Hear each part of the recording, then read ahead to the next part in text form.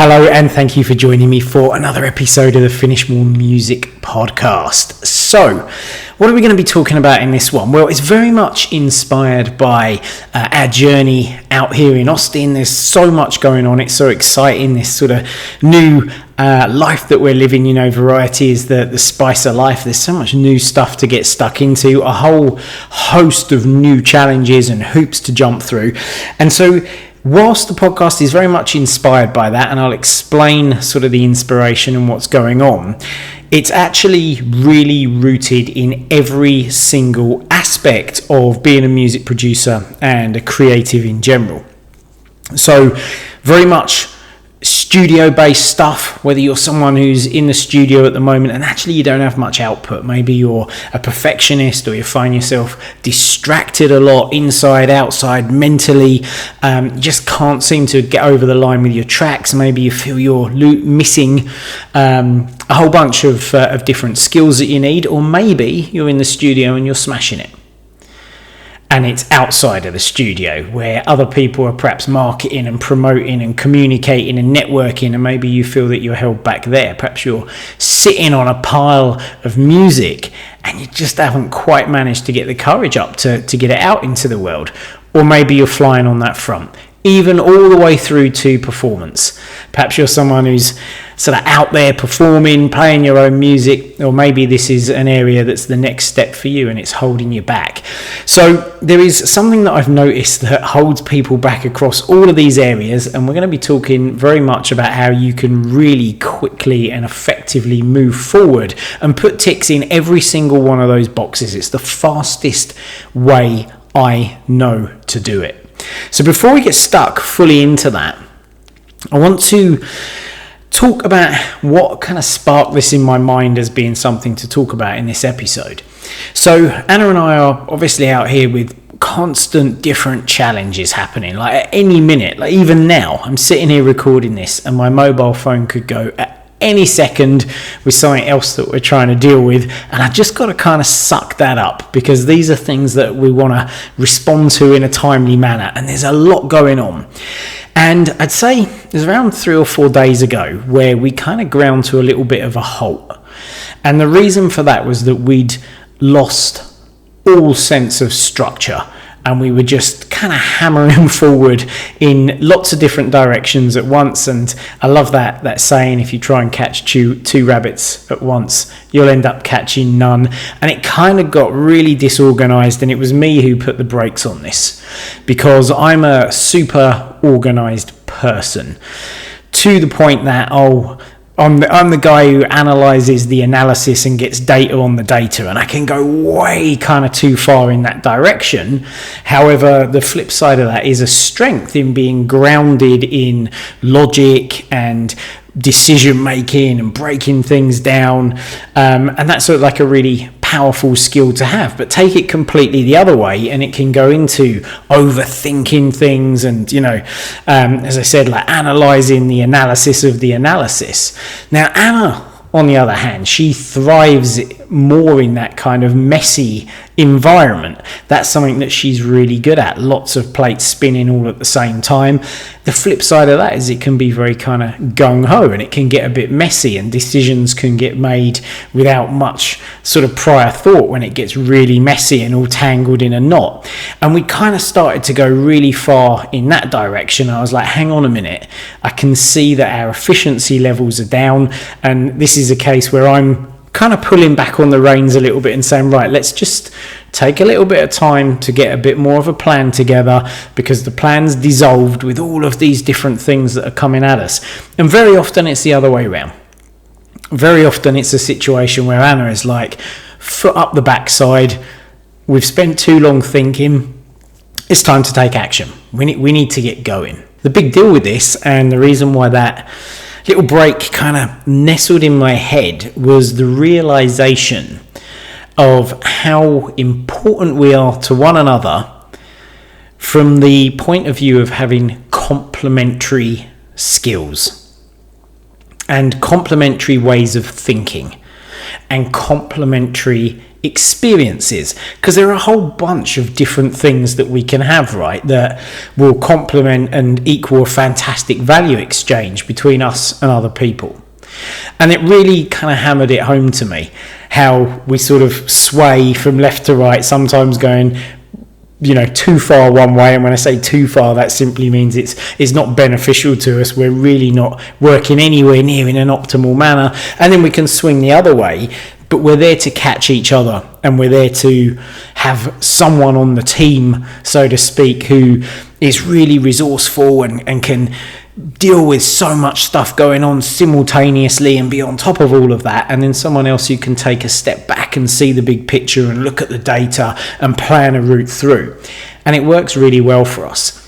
And that is absolutely true in anything that you will do. And in this instance, we're going to talk and we're going to really laser in on your music and your creative journey. Every single aspect of what you are doing, you may find that you have skills in some areas, experience in some areas, and gaps in others. And that is okay. Whether it is what you're doing in the studio, anything from melody writing to the groove, to the arrangement, to the production, to the mix down, take it outside of the studio, the marketing, the promo, communicating with people, networking, take it onto the stage, whether it's something to do with the performance side of things. There are plenty of duos out there where one person is kick-ass in the studio, someone else is the DJ or the performer.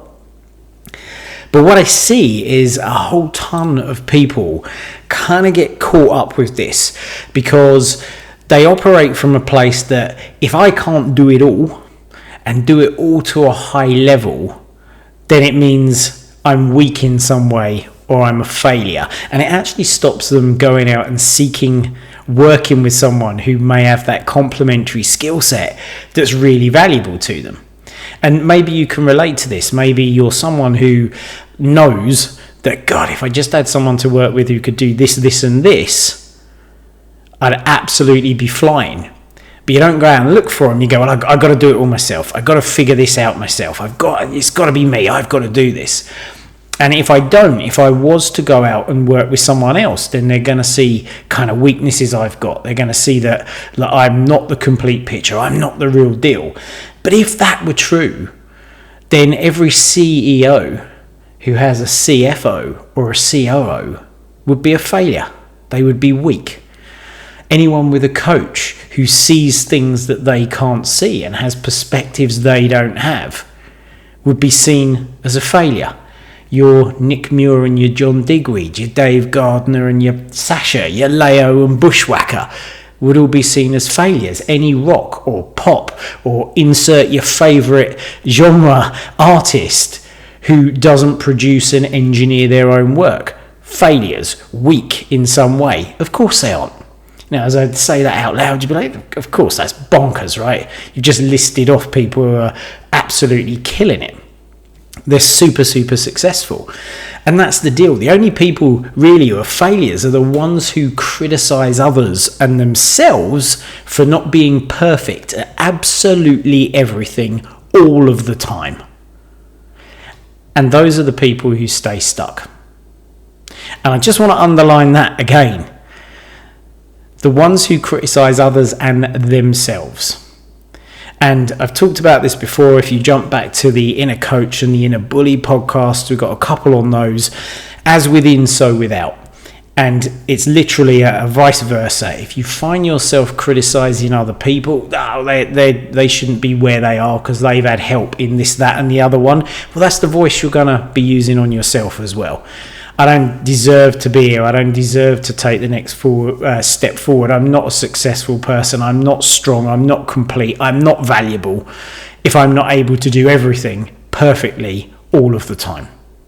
And you can see how that mindset would absolutely keep you stuck. And I grabbed this quote that I picked up a little while back, or rather a Hindu proverb that I think nails this perfectly, right? There are hundreds of paths up the mountain, all leading in the same direction, so it doesn't matter which path you take. The only one wasting time is the one who runs around and around the mountain telling everyone that his or her path is wrong. And let's remember that everyone includes the way that you speak to yourself. So if you're someone who's kind of being held back like this, I just invite you to make the choice. Because quite simply, you can keep believing that you have to do it all. And you have to be strong in every aspect of what you do, which is a load. It's a load. Let's just recap on that. It is the mixing, the mastering, the arrangement, the beat programming, the groove, the melodies, the bass line, the full piece in the studio, all of the inspiration, all of the creativity, releasing the music, promoting the music, communicating, networking, performing. Like, I've got to be perfect at everything. The accountancy side, all the finances. It's a lot, particularly if you're somebody who's got some other commitments in their life, which is all of us. Now there's even more, right? So you get to choose. Really, really simple. You keep believing that you've got to do it all and do it perfectly, in which case you'll keep getting the results you're getting now. Or you can find someone with a complementary skill set to work with them and make meaningful steps towards the progress, to the success, that you want right now. It's a simple choice. Keep believing it's a sign of weakness and be stuck, or let go of that and acknowledge what is clearly the obvious thing, that so many, in fact undoubtedly all successful people have a team around them. They have other people who have complementary skill sets. Now, I think this idea that it's a sign of weakness is linked directly to this word vulnerability. I won't dive into that too much, but vulnerability is, the ultimate measure of courage and bravery. And courage and bravery are the very things that we value as strengths. When you see somebody standing up and giving it a go and giving it a shot, and being vulnerable, we view them as being courageous and brave, and it's something we admire. It's a strength. Vulnerability is not a weakness, or rather being vulnerable, being seen to stand up and say, hey, this is something I'm not great at, can you help, is a very, very courageous and brave thing to do. And whenever we see a post like that in our community, the number of people who say, my gosh, so brave of you, so courageous, and people who say, God, I've been wanting to ask that, and I didn't kind of step up. Thank you so much. No one ever turns around and, oh dear, look at you, you're pathetic. It's just not the way of things. It's not how it works. So being vulnerable and standing up is strength. It is not weakness. And this idea of surrounding yourself with people who see the things that you can't see, my gosh, I think the biggest story of this is the guy Ray Dalio, the billionaire-like investor, runs or did run. He's retired now, but run this firm of investors. Absolutely incredible guy, what he's achieved. And he talked about this idea that my success was predicated on surrounding myself with the people who could see the things I couldn't see. Like literally, I am aware I cannot see it all, think it all, do it all.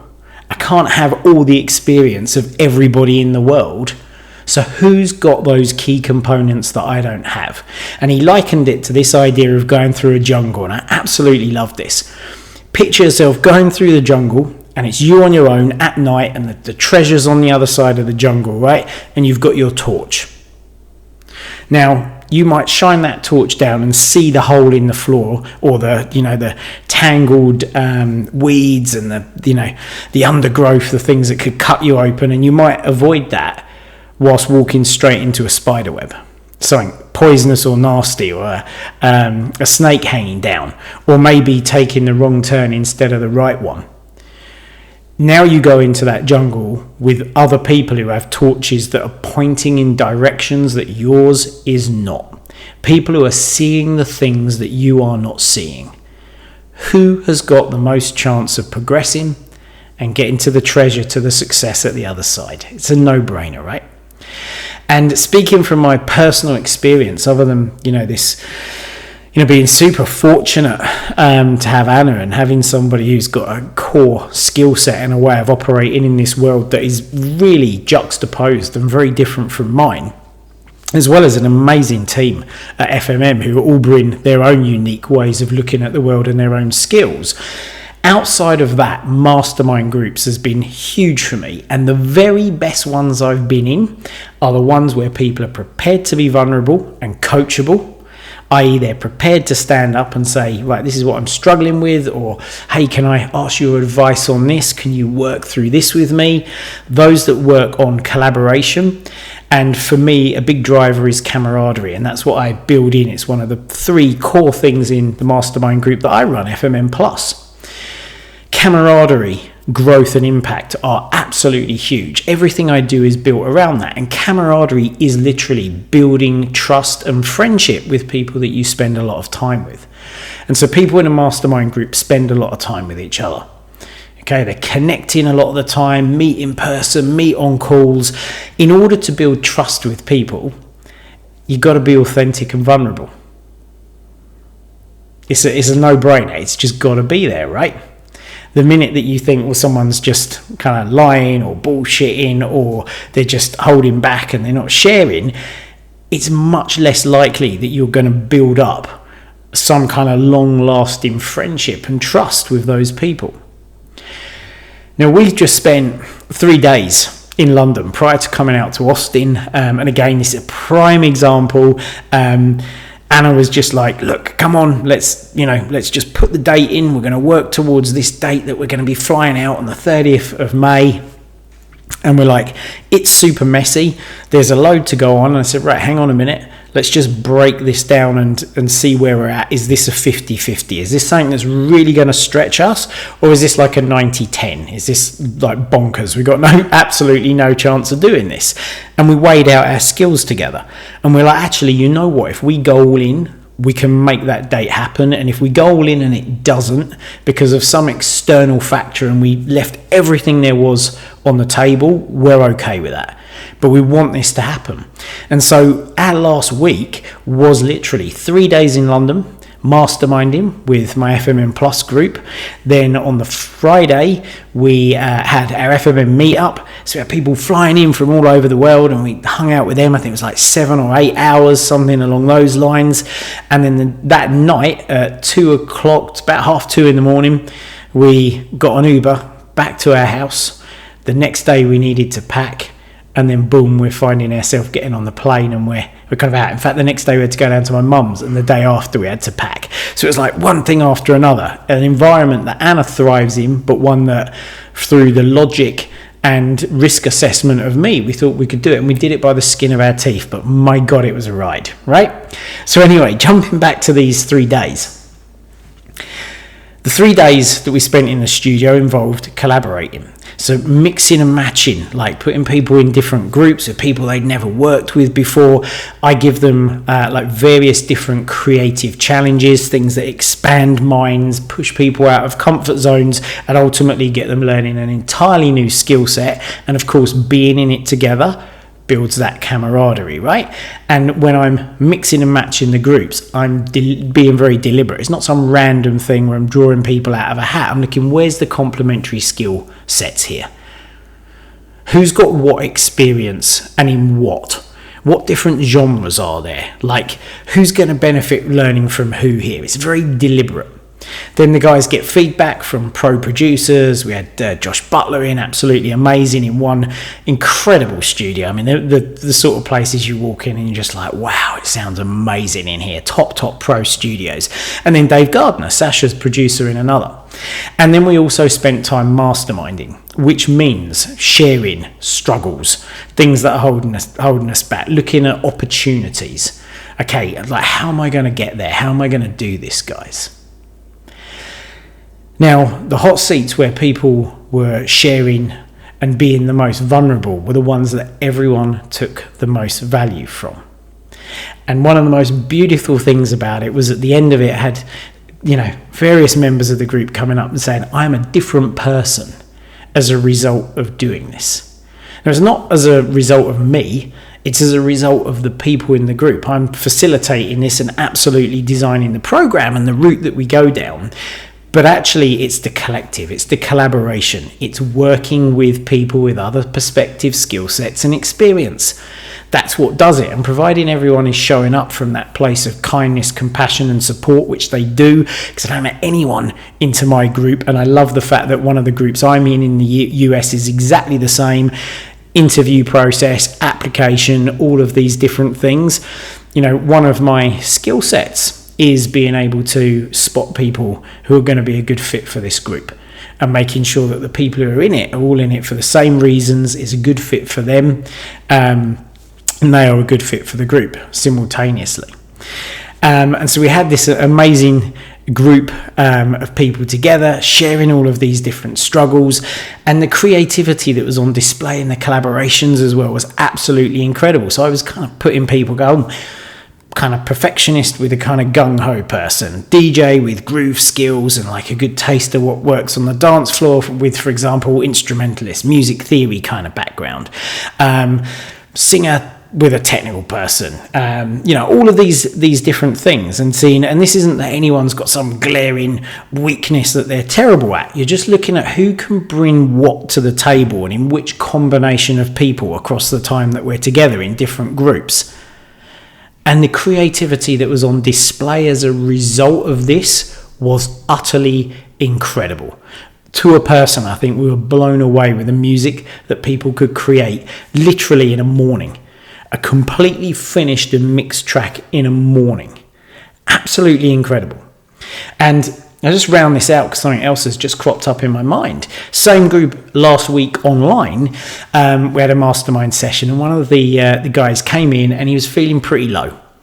He was kind of in a little bit of a hole because he was shooting for his goals and some things had gone off track, and he was like, I can't really see a way forward and I'm pretty gutted about this. 30 minutes later, again with the perspective, ideas, the energy, the experience that came from the group and all of the different shares, like a complete transformation, because now he's full of hope, belief, energy, motivation, pumped, ready to go. We always put an action plan together. Like it's a performance mastermind that I run, so performance is the key to it. So right, what's the action plan? What are you going to do? You up for it? Yes. Boom. Level of commitment, 10 out of 10. Let's knock this out of the park. So he left the group absolutely on fire, started implementing straight away, sharing his progress in the group. And that's what I'm talking about. If in your mind you feel that you're a little bit held back, just imagine if you were in that environment, if you had a person or a group of people who could pick you up when you're struggling, who could see the things you can't see and hear the things that you can't hear. Imagine what would be possible for you. It's really, really remarkable. And this extends beyond the studio. And I give you a little bit of a story here. So Mark Allen and Jeffrey Wright, who are members of the mastermind group, they collaborated on music first. Okay, and you can check out Mark's podcast, actually, number 82. Brilliant episode. I've got to say, Mark's joy of creativity is utterly infectious. So, if you want an injection in the arm, listening to someone, really eloquently describing the joy and love of creativity, go and check that one out. Absolutely fantastic. But Mark and Jeffrey, they collaborated on a musical project to start with. And I remember this was a couple of years back. And I remember us sitting, listening again. It was online, doing a music feedback session. And the group just listened to this track. And I think there was like almost a moment of silence, like, bloody hell, guys, you have created a seriously good piece of music here. And I said to him, look, don't just settle for anything here. Like, this goes to a top label. This is a seriously good piece of music, which it did, and it got signed. Absolutely fantastic. So they collaborated together, and again, very different skill sets that came together to create this beautiful piece of work, made some more music together, and now again, following on with that journey and talking about getting outside of the studio, they've just released their first EP on their own brand new label, Lundam, that's just come out. So at every step of the way, their complementary skill sets have moved them from getting an epic release writing music together, getting this label put together, getting it out into the world, doing the promo on it, doing the networking. They're getting some artists they've got their eyes on to come in, some really established artists that they love, and they're going to be getting releases on the label, and that is as a result of both of their skill sets, like even down to design and graphics skill sets, like that Jeffrey's got, and Mark's ability to in business and networking. It really is fundamental at every step of your journey to accelerate your progress, and it's a whole lot of fun. You know, who doesn't want to build incredible friendships and connections in this world? Collaboration isn't a weakness, it is a strength. Collaboration on any single aspect. So really the bottom line of this episode is find people who fill the gaps in your skill set. Find people who fill the gaps in your experience, in the way you see and the way you hear music, the way you see the world. Get those different perspectives, because it is the fast route, it is the fun route, it is the connected route, and it is the route that unquestionably will maximize your individual chances of success. It is not a weakness, it is a strength.